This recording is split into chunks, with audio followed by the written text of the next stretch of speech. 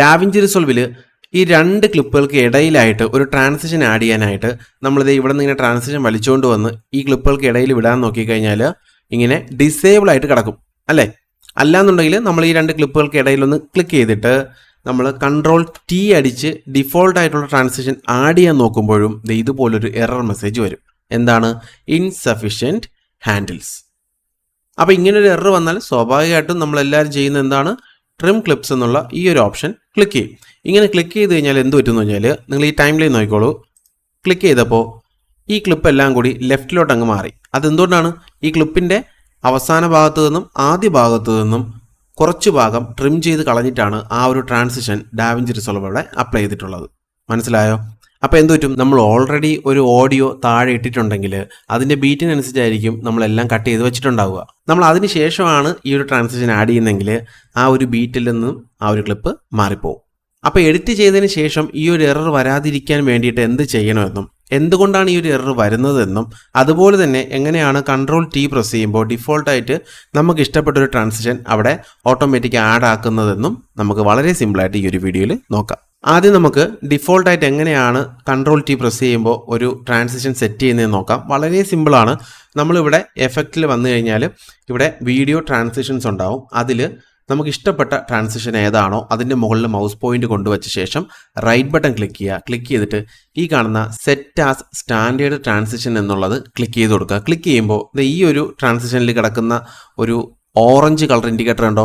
അതുപോലെ ഇൻഡിക്കേറ്റർ നിങ്ങൾ സെലക്ട് ചെയ്ത ആ ഒരു ട്രാൻസിഷന് മുകളിലുണ്ടാവും. അപ്പോൾ അതായിരിക്കും നിങ്ങളുടെ ഡിഫോൾട്ട് ട്രാൻസിഷൻ.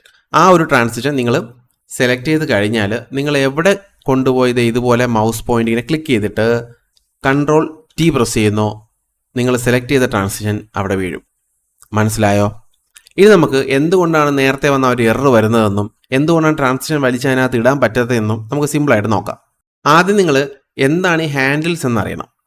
വളരെ സിമ്പിളാണ്. ഹാൻഡിൽസ് എന്ന് പറയുന്നത് ഇവിടെ നിങ്ങൾ ഫ്രെയിം ആണെന്ന് വിചാരിച്ചാൽ മതി. നമ്മളുടെ ഡാവിഞ്ചി റിസോൾവിന് ഒരു ട്രാൻസിഷൻ ആഡ് ചെയ്യുന്നതിന് വേണ്ടിയിട്ട് രണ്ട് വീഡിയോയിൽ നിന്നും കുറച്ച് ഫ്രെയിംസ് ആവശ്യമുണ്ട്. ഈ ഫ്രെയിംസ് കിട്ടാതെ വരുമ്പോഴാണ് ഇങ്ങനൊരു എറർ വരുന്നത്. മനസ്സിലായോ? ഇപ്പം നമുക്കിവിടെ പറ്റിയത് എന്താണെന്ന് വെച്ച് കഴിഞ്ഞാൽ നമ്മൾ ഈ വീഡിയോയിൽ ഒരു കട്ടും ചെയ്യാതെ ഫുള്ളായിട്ട് ഉപയോഗിച്ചിട്ടുണ്ട്. അപ്പോൾ അതുകൊണ്ടാണ് നമുക്ക് ഈ വീഡിയോയുടെ ഇടയിലായിട്ട് ഒരു ട്രാൻസിഷൻ ആഡ് ചെയ്യാൻ പറ്റാത്തത്.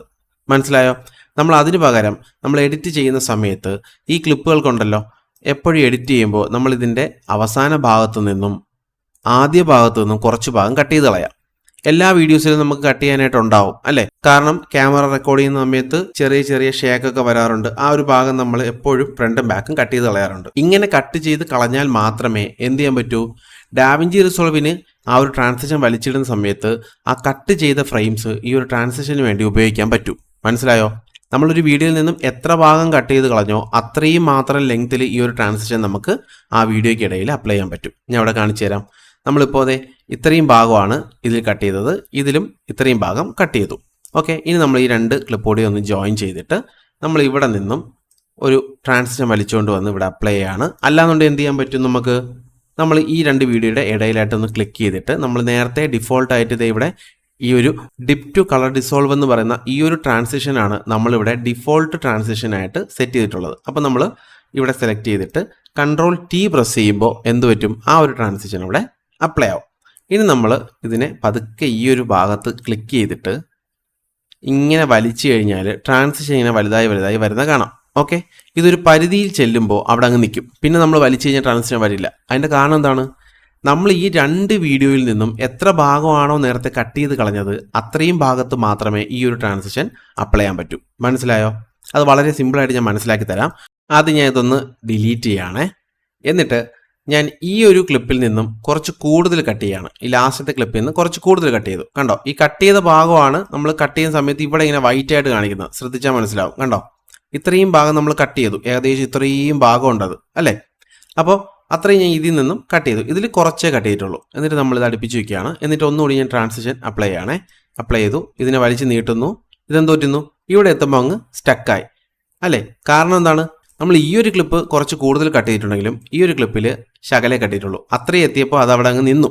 ഇനി നമുക്ക് ഈ ഒരു ക്ലിപ്പിലോട്ടുള്ള ട്രാൻസിഷൻ കുറച്ച് കൂടുതലാക്കാൻ പറ്റും. കാരണം നമ്മൾ ഈ ഒരു ക്ലിപ്പിൽ ഓൾറെഡി നല്ല രീതിയിൽ ലെങ്ത്തിൽ കട്ട് ചെയ്തെടുത്തിട്ടുണ്ട്. അതുകൊണ്ട് തന്നെ നമ്മൾ കൺട്രോൾ ഞെക്കി പിടിച്ചിട്ട് ഈ ഒരു ട്രാൻസിഷൻ്റെ ഈ ഒരു ഭാഗത്ത് വന്നിട്ട് ഇങ്ങനെ വലിച്ചു നീട്ടിക്കഴിഞ്ഞാൽ ഇത് മാത്രമായിട്ട് നമുക്കിങ്ങനെ വലിച്ചു നീട്ടാം.